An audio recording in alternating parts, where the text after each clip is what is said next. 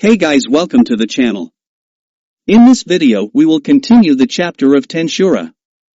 Spoilers ahead, so watch out. Also subscribe the channel for more videos. So, now let's begin. I don't have much of a leg to stand on here. Shuna's cooking had improved by leaps and bounds lately, and we had a variety of desserts on offer these days. We managed to perfectly recreate the cream puffs I found in that Anglesian cafe, and we were even inventing things like custard pudding now.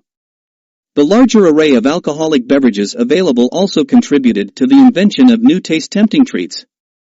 I was having Yoshida, the cafe owner, help with this, developing new recipes and so forth. He readily agreed, happy to gain access to the drinks we made. Now, he gleefully said, I think I can make a lot of things I couldn't before. We already had a few test dishes laid out for our dinner tables. Veldora had tried a few of them during the celebration right after I resurrected him, and the results looked like they honestly shocked the guy. You sure you should be so easily plied with food like that, Veldora?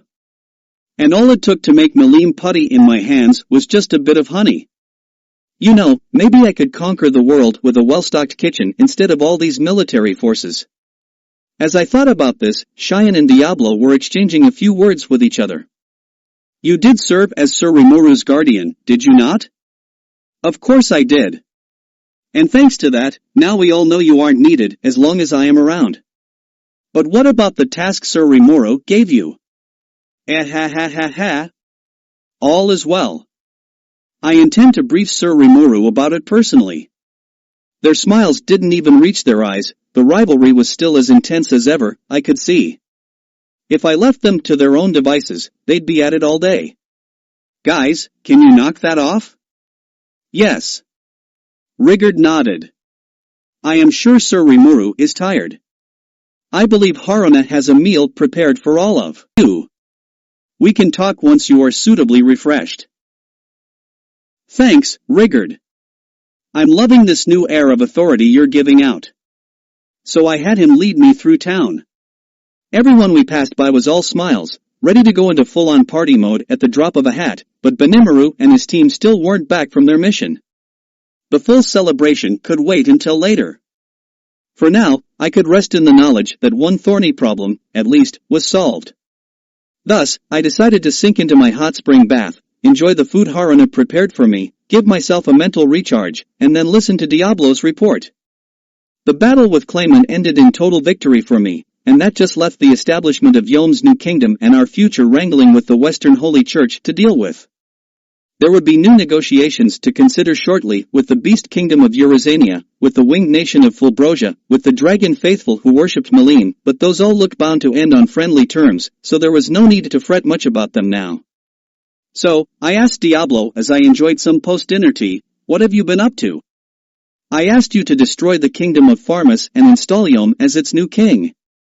If you abandoned that job and came back here, should I assume that to mean you need more resources? I was back in slime form for the first time in a while, relaxing in Cheyenne's lap as I enjoyed the roundness of her breasts over my head. I think that made my question sound even more serene than I intended. If Diablo needed help, I figured someone like Soai could provide it. We had some leeway again for a change, no need to make Diablo fend for himself. Cheyenne was laughing above me, going on about something like, oh, I would say being your tea fetcher is the ideal job for Diablo, my lord. Allow me to conquer that kingdom instead, and so on, but I ignored her. I just couldn't see her as up to the task. It was probably her way of lending Diablo a helping hand, but I wasn't listening, and as it turned out, it wasn't necessary.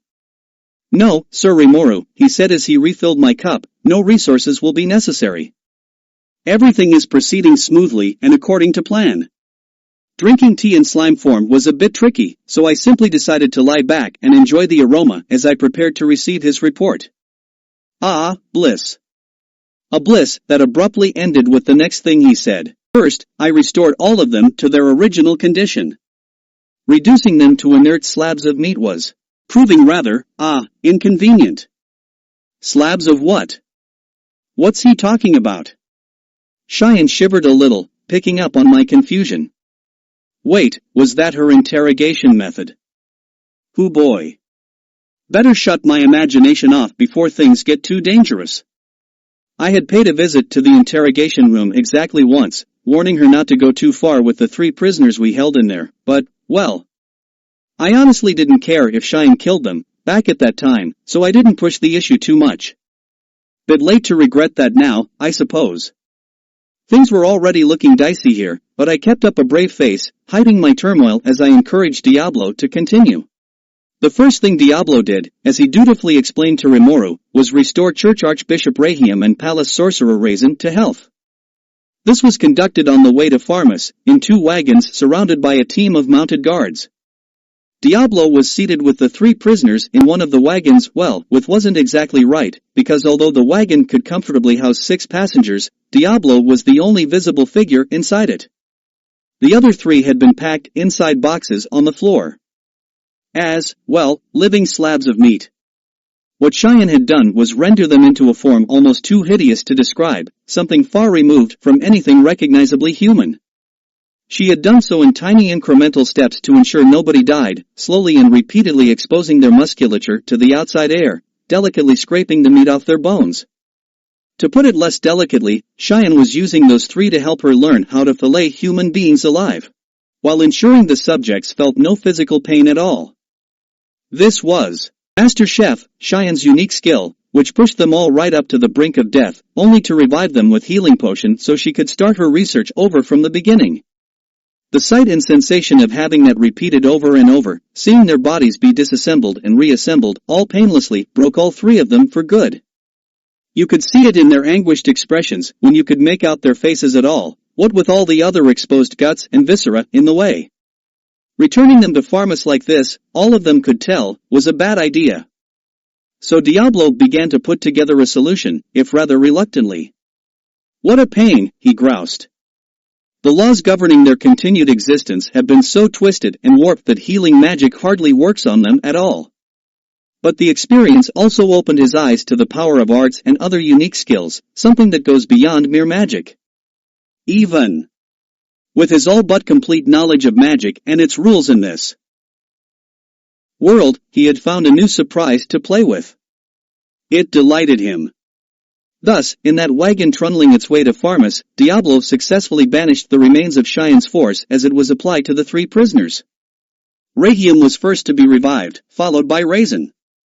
Diablo had no particular order in mind for this, but when it came time to tackle King Idmaris of Farmus, he stopped. Oh, thank you, thank you. It was Rahiam who found his voice first. But enough about us, Raisin added. My king.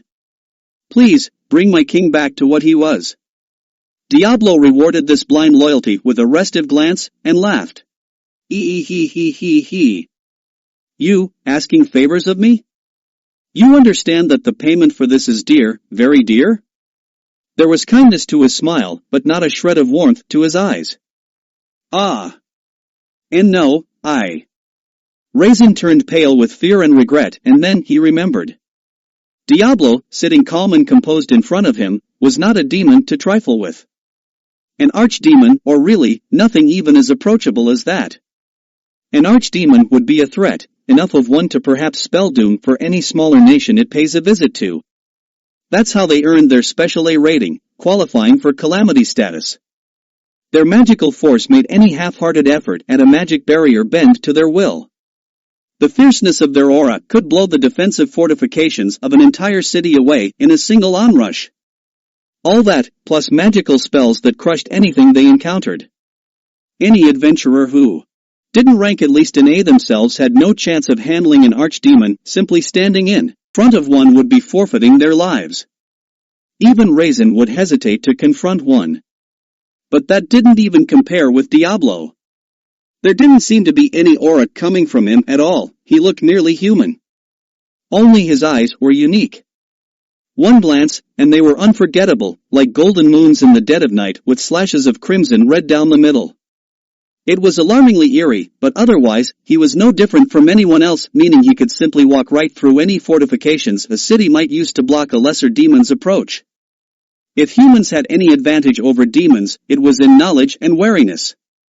Monsters could be intelligent as well, but the smarter they were, the more they wanted to show it off, usually in the form of their aura, which they used as a sort of magicule-driven calling card. That was what made barriers sensitive to such energy surges so effective against them. But what about a monster that hid its aura? A calamity that just appears in the middle of the street? That's it for the video. Subscribe the channel for more videos. Meet you on next one.